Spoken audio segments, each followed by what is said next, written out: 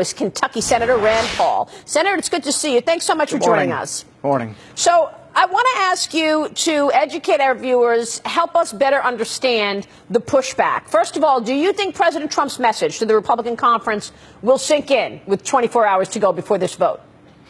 You know, the thing we've always been unified on, all Republicans, all stripes of Republicans have wanted repeal. We just haven't been unified on Paul Ryan's plan to replace. A lot of his replacement to us looks a lot like Obamacare, maybe Obamacare light. And so we're just not for that. We're not for subsidies and taxes and mandates and insurance company bailouts. We're just not for that. So I don't think there's enough votes for them to pass it. My hope is that they will pull the bill today sometime, and that when they pull the bill, that we'll have a serious conversation with conservatives at the table, and we'll come to an agreement. We want to come to an agreement, and that agreement is for complete repeal.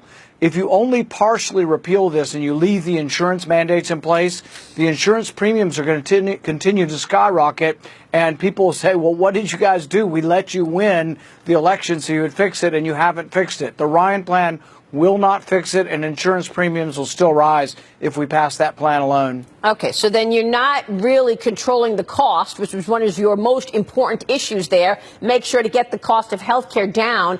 What do you want to see? Let's say they pull the bill today. You'd like to see them pull the bill. If they were to pull it, what other important changes do you want in this bill or in a new repeal, like, for example, Medicaid expansion, these tax credits, also troublesome to you? Give me two things that the GOP needs to do to make this vote better, to make this bill better, to get a yes vote from you.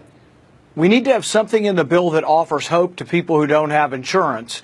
The biggest thing that we can offer people who don't have insurance to get lower prices is joining a co-op or an association. So that needs to be part of this bill. I think it actually could be ruled by the chair of the Senate to be eligible under the budget rules. That's why a lot of us are promoting that Vice President Pence should take the chair, and he should make the decision on what is reconcilable under the budget rules. We think there's a lot more that can be done in this bill to repeal insurance regulations and to allow people to join buying groups to bring the prices down. Look, I know you were walking around with a copier a couple of weeks ago, basically saying, where is this bill? Let people see it. But, you know, people are scratching their heads this morning and saying, why is this happening now in the 11th hour? You guys have had 7 years to come up with a repeal and replace for Obamacare. You've been telling the country for 7 years, this is a disaster. It needs to be repealed and replaced. How come all of a sudden now all the surprises and, oh, we don't like Paul Ryan's plan? Well, the interesting thing is we voted dozens of times, in the House at least, they voted dozens of times to repeal Obamacare. But they didn't vote on Paul Ryan's plan dozens of times. They kept voting on a clean repeal. And then at the 11th hour, he decided that he was going to keep parts of Obamacare. He was going to keep parts of the taxes. He was going to keep subsidies. He was going to keep an individual mandate. But even more insultingly, you have to pay the insurance company. And he's keeping significant amount of funds that will be funneled in as an insurance subsidy. So that's not what we ran on. That's not what we voted for. So if there is a fault to be had, it's in the leadership putting forward something that is not what we ran on. Why? Why would he put something on with members to make sure that he had the votes and the buy-in? I think he checked with some members, and those were the members who do want Obamacare light. So, you know, their conservatives don't want it. The conservative grassroots across the country that showed up at Tea Party rallies and I think got this House majority elected, they don't want it either. But I think that there's a little tone deafness up here. They're not realizing, but I say go home and listen to people on both sides of the equation. Nobody likes the bill. So if they pull the bill today, that obviously means no House vote tomorrow. Yeah, but there's not a rush to do it in one day. I think we could have, you know, couple of weeks of discussion. The most important thing is that conservatives should have a seat at the table, and we shouldn't be voting on Obamacare light, and there should be hope for people. There's no hope for anybody in this. We're taking away their government subsidies and replacing it with half as many government subsidies. That's not going to make anybody happy. There needs to be something good in the bill that we could go home and say millions of people will now be able to join a co-op and get out of the disastrous individual market and get a better price and be protected from pre-existing conditions. That's something positive to run on. Instead, we're saying, oh, we're going to give you half as much as Obamacare gives you. And I think that's not going to sell with either side. Yeah, but I mean, Have you been happy with the tweaks that they've made? I mean, they've gotten rid of the taxes, right? Yeah, for some good, they have introduced some good changes, but for every good one, they introduce a bad one as well. So they increased the subsidies by $75 billion. They did make the tax cut come quicker, but why is it we're having to beg Republicans to cut taxes?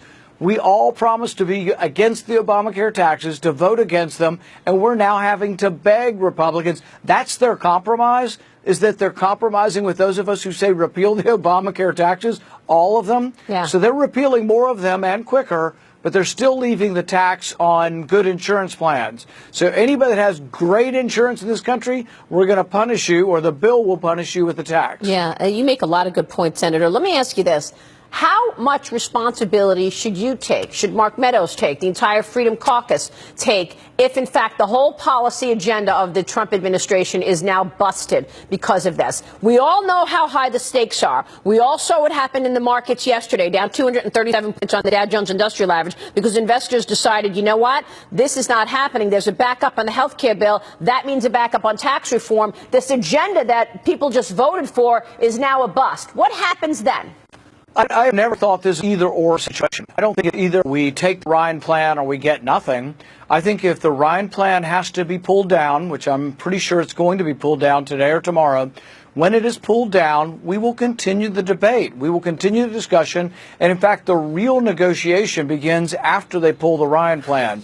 So if they will pull the Ryan plan, conservatives don't want to walk away from the table. We want a seat at the table, and we want a real repeal of Obamacare, the thing we all ran on. All right, so let's say you're right. They pull the plan today or tomorrow. What's the timeline in terms of getting everybody back in the room? Do you still have the same time that you get something out on health care by Easter and you get tax reform out by August?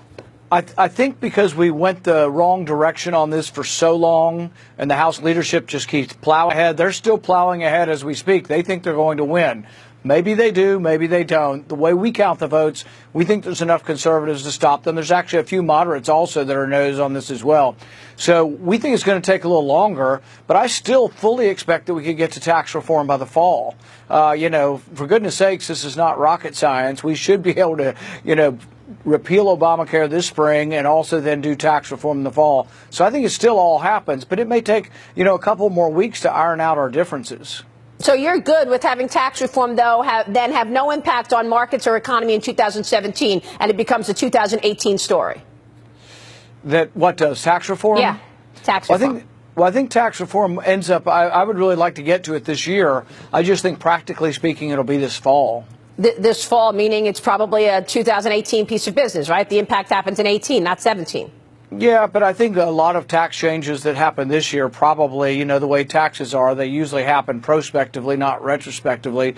So I'm not as concerned about that. I am concerned about doing the right thing on Obamacare, but also doing the right thing on taxes. There's also a big chunk of a tax cut in Obamacare that people need to be aware of, and they need to say, you know what, you want this? You want these tax cuts? We do too. But why don't we go for a more conservative vision of health care in order to get these tax cuts through? All right, so if we see a headline that they're pulling the Ryan plan, we should view that positively then?